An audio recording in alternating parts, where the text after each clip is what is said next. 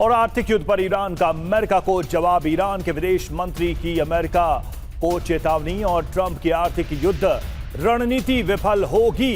ईरानियों की दुश्मनी भी मोल लेनी पड़ेगी। अमेरिकी आर्थिक आतंकवाद बड़ा खतरा है, ये ईरान ने कहा है। तो आर्थिक आतंकवाद की संज्ञा दी गई है अमेरिका के इस कदम को ईरान के द्वारा। और ये भी ईरान ने कहा है कि ईरानियों से ये शत्रुता मोल लेने वाली बात होगी।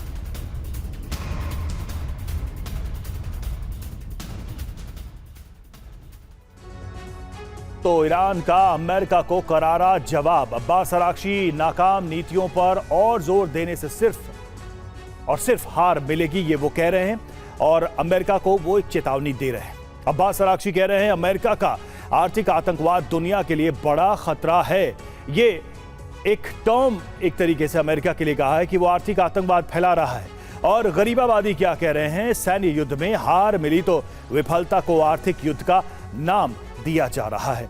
और इस तरीके से आप देखिए कि मुस्तफा की युद्ध रणनीति साफ तौर पर दिखाई दे रही है। पहला चरण अरब में यूएस सैन्य बेस पर हमले किए, दूसरे चरण में खाड़ी देशों में सबसे बड़े हमले किए गए हैं और 2 चरणों में ये सब कुछ किया गया है। मकसद इसका क्या है, बेस पर हमले करके अमेरिका पर दबाव बनाना, जो कि हुआ भी है। और ये एक तरीके से कुछ हद तक ईरान इस मकसद में कामयाब भी रहा है।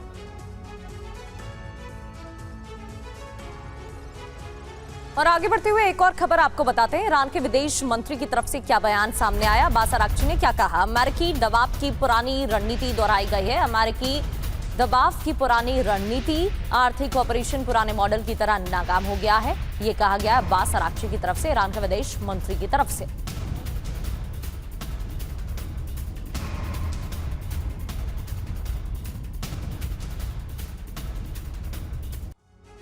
तो अरागची ने बता दिया नाकाम होगा अमेरिकी दबाव। क्या कहा अरागची ने, 14 साल पहले इतिहास की सबसे कठोर पाबंदियां नाकाम हुई थी, स्टैंप जिसका नाम। और 8 साल पहले जबरदस्त दबाव भी नाकाम हुआ। 5 महीने पहले बिना शर्त आत्मसमर्पण की बात भी नाकाम हुई। आज सबसे जबरदस्त आर्थिक अभियान भी नाकाम होगा, ये भी तय है। ये इन्होंने एक तरीके से प्रेडिक्शन भी कर दिया अभी से ही। पहला ये कि हमने पहले भी ये सब देखा है, बस धमकाने वाले अलग हैं, ये वो कह रहे हैं। यानी कि लोग बदल गए हैं, यही नीतियां पहले भी अमेरिका ने अपनाई है। सवाल ये कि क्या ईरान ने बड़ी जवाबी तैयारी कर ली है, जिसकी वजह से ये आत्मविश्वास दिखाई दे रहा है ईरान का इन पाबंदियों और इन धमकियों के बाद भी। और एक और खबर इसी से जुड़ी जान लीजिए। ईरान के सीनियर नेता इब्राहिम अजीजी ने अमेरिका पर बड़ा हमला बोला है। इब्राहिम अजीजी का अमेरिका पर बड़ा अटैक, कहा वॉशिंगटन कूटनीति की भाषा नहीं समझता।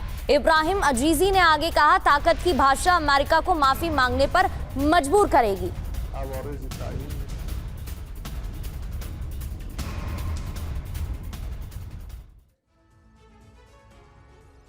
और हमारे साथ मनीष हमारे सहयोगी जुड़े। मनीष, जिस तरीके से ईरान जवाब दे रहा है और वो रेफरेंस पॉइंट भी बता रहा है कि ऐसा नहीं है कि ये नीतियां पहले नहीं थी, लोग बदल गए हैं, भाषा और तरीका वही है, इससे कुछ भी फर्क नहीं पड़ने वाला। इस आत्मविश्वास के पीछे की वजह क्या है? क्या लंबे आर्थिक प्रतिबंधों को झेल पाने की ताकत है या कोई नई रणनीति ईरान बनाकर बैठा हुआ है इस बार? देखिए, दिलचस्प बात यह है कि अमेरिका और पश्चिमी देशों का जो ये आर्थिक प्रतिबंध को एक हथियार के तौर पर इस्तेमाल करने का तरीका था, उसका ये बात सच है कि बहुत से मुल्कों ने तोड़ निकाल लिया। चीन ने भी अपने यहाँ जिस तरह का सिस्टम को डेवलप किया है, तो आज की तारीख में आप देख ही रहे हैं कि चीन उल्टे दुनिया भर को सामान सप्लाई कर रहा है और चीन सैंक्शन लगाता है कि हम अपने क्रिटिकल मिनरल्स जो है वो अमेरिका या दूसरे देशों को नहीं देंगे और दूसरे देशों को परेशानी होती है।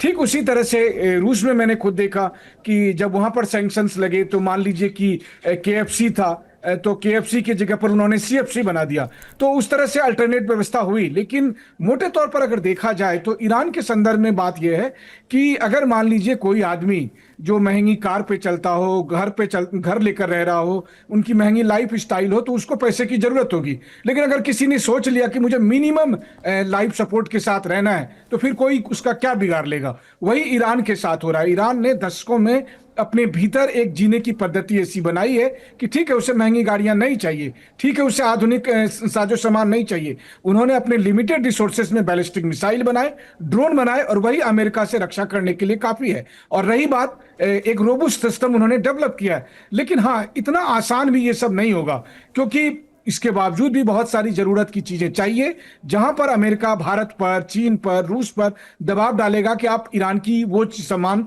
सप्लाई नहीं करो।